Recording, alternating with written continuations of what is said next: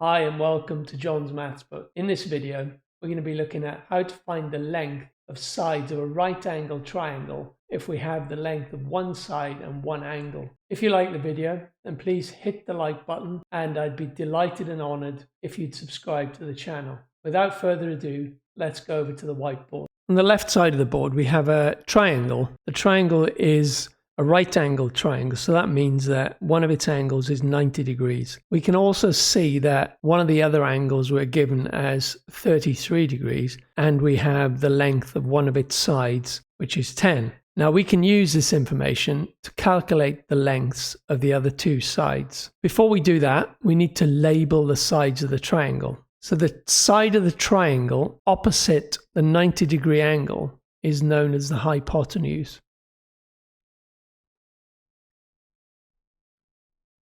The side of the triangle opposite the 33-degree angle is called the opposite side.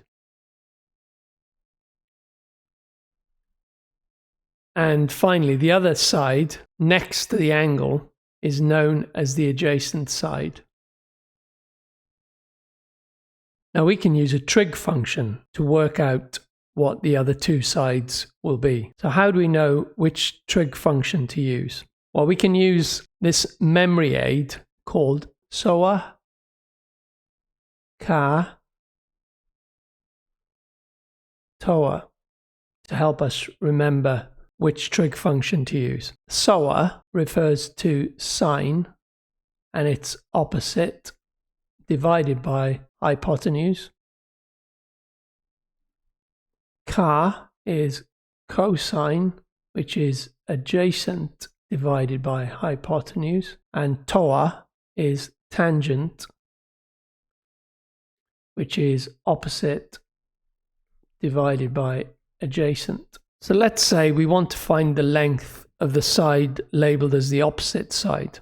So how would we do that? Well, we have the adjacent side, we know the length of that, and we have the angle. So we want the adjacent and the opposite side. So if we look at our SOH CAH TOA memory aid, we have the tangent trig function, which involves the opposite and the adjacent side. So to find that side, we would need to take the tangent. So the tan of 33 would equal the opposite side, so we don't know the opposite side, divided by the adjacent side, which we do know as 10.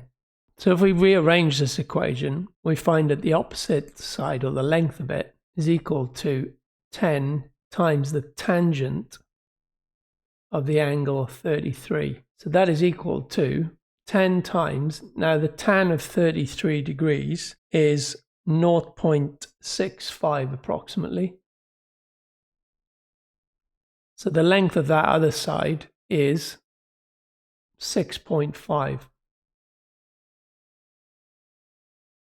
Now, because we now have two sides to the triangle, we could use Pythagoras' theorem to work out the third, or we could use another trig function to work out the third. We have the adjacent side, and we want to find the hypotenuse, given that we have the angle of 33 degrees. We have adjacent and hypotenuse, so which of our trig functions should we use?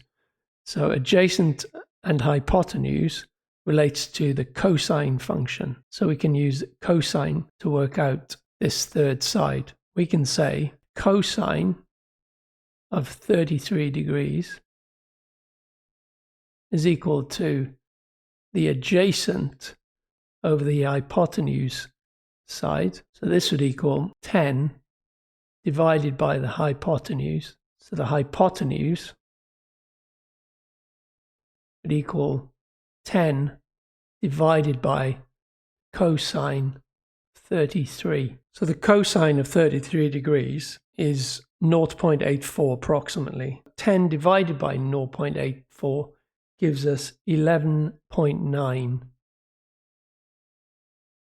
Now it's important to note here that we have our angle of 33 degrees labeled here, but if the angle is here, the hypotenuse side would stay where it is, but the adjacent side and the opposite side would swap places. The opposite side would be here, and the adjacent side would be here. So that's something to remember. So let's look at another example now on the right hand side of the board. So we have another triangle, again with a 90-degree angle, and within the triangle we have another angle of 36 degrees, and we know one of the sides, which is 12. We want to find the other two sides. First we need to label the sides of the triangle. So opposite the 90-degree angle we have the hypotenuse. Opposite the angle of 36 degrees, we have what's called the opposite side.